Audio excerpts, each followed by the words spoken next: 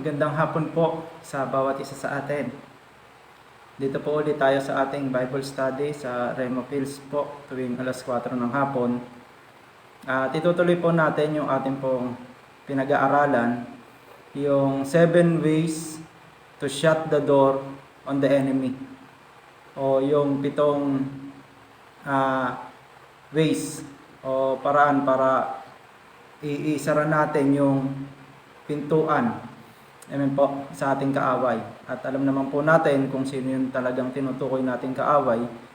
Yun po ay yung Diablo o si Satanas. Amen po. Yung mga nakaraan na kapag share na po sa atin yung ating mga kasamang pastor, yung number 1 po, si Pastor Maya, sabi niya ganon, stand in Christ authority. So kailangan laging nandoon yung alam natin kung ano yung stand natin, yung authority natin kay Kristo. Amen po, dun sa Lucas 10:19. At pangalawa po, yung number 2 sa yung number 3, kay Pastor Ian naman, yung resist, don't entertain. Yung number 3, speak God's truth out loud. At ngayon po, itutuloy natin yung pang-4 at pang-5. Ito po yung dalawang klase rin na kung paano po natin maisasara yung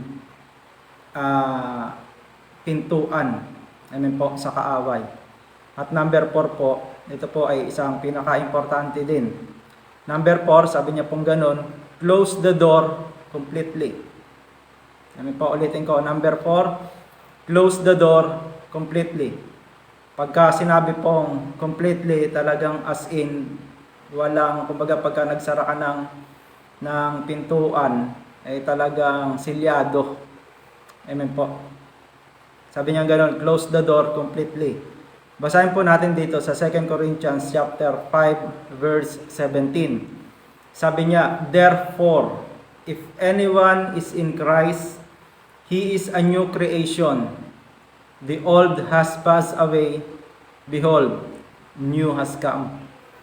Ito po ay talagang very familiar, amen po, sa atin na mga mananampalataya. Dahil po tayo pag nakipag-isa sa Panginoong Jesucristo, sabi niya, isa na tayong bagong nilalang. Pero tignan po natin, bigyan po natin ng pansin dito yung sinasabi niyang, if anyone is in Christ. Pag sinabi po kasing it in Christ, it means union with Christ. Ibig sabihin, eto tayo, tapos eto si Kristo. Pag sinabing in Christ, na kay Kristo tayo. Amen po. Kaya nga, kung na kay Kristo na tayo, sabi niya ganon, He is a new creation. Tayo ay isa ng bagong nilalang. The old has passed away. Yung dati nating pagkatao, lumipas na. Sabi niya, behold, the new has come. Yung panibago nating pagkatao, in Christ. Amen po, in Christ. Ayun po yung atin ng ipapamuhay. Kaya nga, pagka sinabing in Christ, ibig sabihin po niyan, union with Christ. At maganda po yung topic na yan pagka pinag-aaralan po natin yan, yung sinasabing union with Christ. Kumbaga parang po yan, parang sa marriage. Amen po. We are considered as one. Ibig sabihin pagka yung lalaki tapos yung babae ay kinasal, kumbaga isa na sila. Parang ganun din po yung tinatawag na in Christ. Kumbaga yung property nila, conjugal na rin. Ibig sabihin, iisa na rin yung may-ari.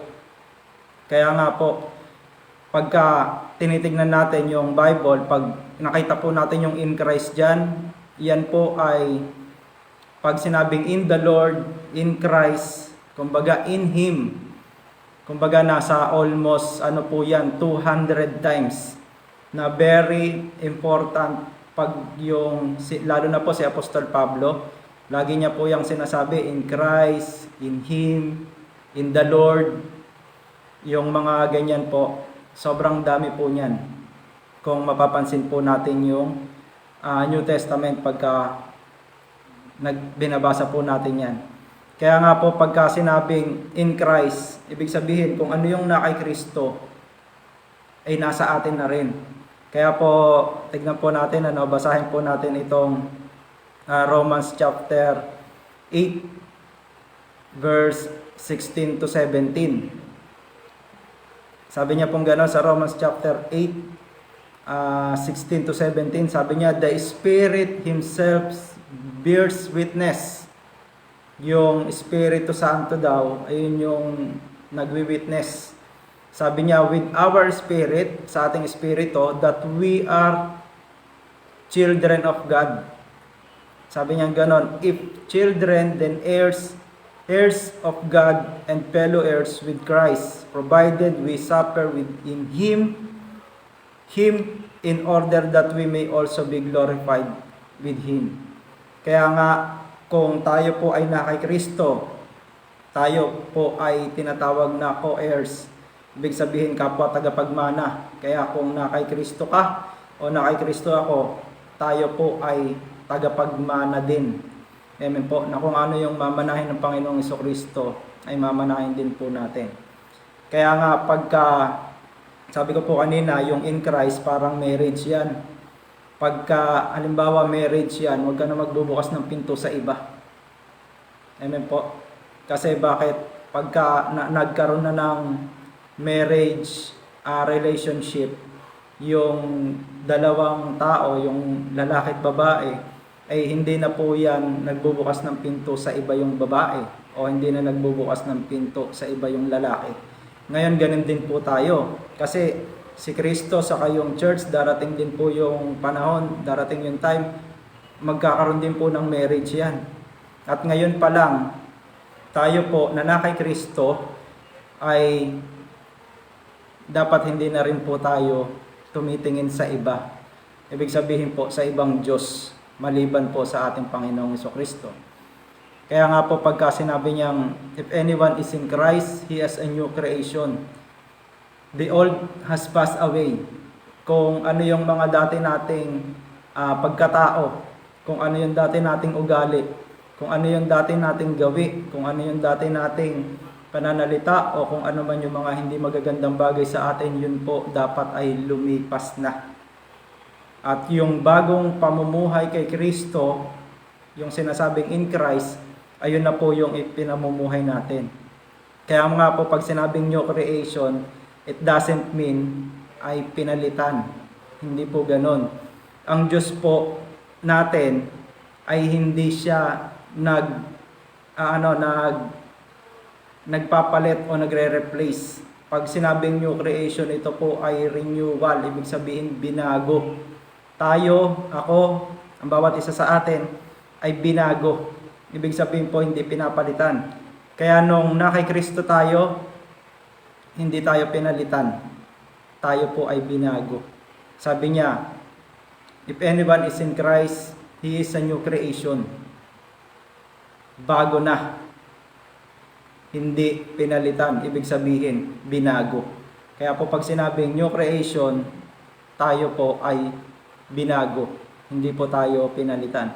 Kasi yung Diyos natin, hindi po siya mahilig sa replacement. Siya po ay redeemer. Ibig sabihin, tinutubos niya po tayo. Kaya nga po, kung dati tayo, pala bukas tayo ng pinto sa ibang mga Diyos. Palabukas tayo ng pinto pag may opportunity, kahit nasabihin na natin minsan illegal. 'Di ba? Sige lang tayong bukas ng pinto. Pero ngayon na binago na tayo, at isa ito para hindi tayo pasukin. Amen po. At isa itong paraan para maisarado natin yung pinto na magbubukas sa atin, papunta po sa ating kaaway, na yun nga po ay si Satanas. Tandaan po natin, pag sinabing new, hindi po yan pinapalitan, kundi po yan ay binago. Tayo po ay nire-restore ng Diyos hanggang sa bumalik po tayo sa kanyang original plan. Amen po, sa original na plano. Basa pa po tayo ng isang verse, sabi niya po rito sa Ephesians chapter 4, verse 22 and 24. Sabi niya, Ephesians chapter 4, verse 22 and 24. Basahin po natin. Sa verse 22, sabi niya pong ganun, to put off your old self. Ito po yung isa sa pinapaborito kong verse. To put off your old self which belongs to your former manner of life and is corrupt through deceitful desire. Sa verse 24, sabi niya, to put on. Yung isa po, put off the old self. Ibig sabihin, yung dati nating pagkatao, dapat po yun ay tinatanggal na natin. Sa verse 24, sabi niya, to put on the new self. Ano yung put on the new self? Yung bago nating pagkatao. Kanino? Sabi niya ganon, created after the likeness of God in true righteousness and holiness. Kaya nga pag tayo po ay in Christ na, tayo, ang dapat na po nating sinusuot, sabi niya ganon, put on the new self, created after the likeness of God in true righteousness and holiness. Amen? Para ano? Para hindi na natin mabuksan yung pintuan papunta doon sa kaaway. Amen po. At number 5, sabi niya pong ganun, put on the full armor of God. Ito pong Ephesians chapter 6, verse 11 to 18. Alam ko po na very familiar po tayo rito. Sa verse 11, sabi niya pong ganon, bilisan ko lang po yung pagbasa. Finally, be strong in the Lord, in the strength of His might. Put on the whole armor of God that you may be able to stand against the scheme of the devil. So, yung devil pala, meron pala siyang scheme. Meron pala siyang pakana. Sa verse 12, for we do not wrestle against flesh and blood. So, tayo daw, hindi na tayo nakikipaglaban sa laman at dugo. Ibig sabihin po niyan sa tao. But against the rulers, against the authorities, against the cosmic powers over the present darkness, against the spiritual forces of evil in the heavenly places. So yung pala yung mga kalaban natin, yung mga kingdom of Satan.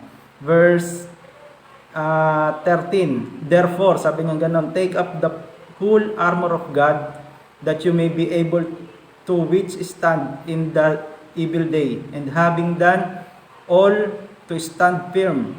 14, stand therefore, having fastened on the belt of truth, and having put on the breastplate of righteousness. 15, and as shoes for your feet, having put on the readiness given by the gospel of peace. In all circumstances, take up the shield of faith, with which you can extinguish all the flaming darts of evil one. Kasi sa atin po, marami talagang nung unang panahon, talagang tinitira sila, marami literal, mga palaso. Pero sa atin po, marami ngayon. At yung tumitira sa atin na parang palaso noon, ngayon mga Kristiyano ngayon parang minsan yung shield of faith, very hindi siya makunat kagaya ng mga shield nung unang panahon. Kumbaga pag meron lang sinabi na konting masakit lang o konting na-offend lang, talagang yung faith talagang tinatagusan. Kaya nga po sabi niya ganon. Sa 17, and take the helmet of salvation and the sword of the Spirit, which is the word of God. 18, praying at all times in the Spirit with all prayers and supplications. To that end, keep alert with all perseverance, making supplication for all the saints. Kaya po, bilisan ko lang po, ibigay ko po yung 4 na importante dito po sa 11 to 18. Sa verse 10 po, sabi niya ganon, be strong in the Lord. Para hindi tayo basta pasukin, amen po, ng kaaway, bukod doon sa isusuot natin yung talagang full armor of God. Sa verse 10, sabi niya ganon, be strong. Be strong saan? In the Lord, in His mighty power. Amen po. Sa verse 13, sabi niya ganun, put on the full armor of God. Sa verse 13, sabi niya naman na ganun, put on, iilagay natin yung kompletong baluti. Maganda nga po kung magkakaroon siya ng specific na tawag po dito, may tatakal siya very specific, parts by parts.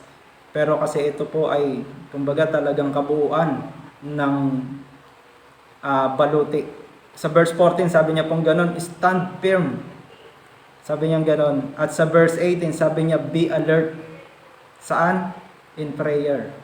Kaya po, tandaan po natin itong apat na bagay po na ito sa 11 to 18 verses ng Ephesians chapter 6. Sabi niya, be strong, put on the full armor of God, stand firm, and be alert. So yung kabuuan po na yan, ay makikita po natin yan, na para yung kaaway, hindi tayo basta-basta mapapasok. At literally, kung titignan din po natin, ako mahilig po ako manood ng mga assassination assassin, o kumbaga assassination, pagka meron silang i-assassinate. Talagang yung kilos nila very tawag dito, yung detalyado. Tapos pag sa mga army naman, lalo na po doon sa mga talagang naka-full battle gear, talagang bawat parts ng suot nila may gamit Hindi po pwedeng wala. Ngayon ganun din po sa atin. Kung ano po yung pinapasuot sa atin, ay importante po yan sa atin para po hindi tayo basta mapasok ng kaaway. Ano po yun?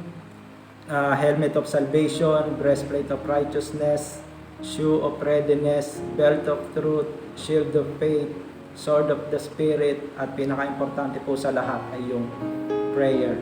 Kaya nga, sabi niya ganon, be alert. Pagdating po sa prayer ay be alert. So maraming salamat po. Ito po yung number 4 and number 5 po dito sa 7 ways to shut the door on the enemy. Tayo po ay manalangin. Aming Ama, sa pangalan po ng iyong anak na si Jesus, kami po ay nagpapasalamat sa hapon na ito, sa karagdagang Panginoon Lord po na aming natutunan dito po sa aming pag-aaral. O Diyos, dalangin po namin na ang bawat isa sa amin ay bigyan niyo po ng sapat na katalinuhan, kaalaman sa pagpapahayag po ng iyong salita. Ganon din, Panginoon Lord, ang mga nakikinig ay patuloy na itinataas namin na matanggap nila, Panginoon Lord, ang bawat salita sa ikatututo ng bawat isa sa amin. Maraming salamat po, Ama, sa pangalan po ng iyong anak na si Jesus. Amen. Maraming salamat po sa ating lahat. God bless.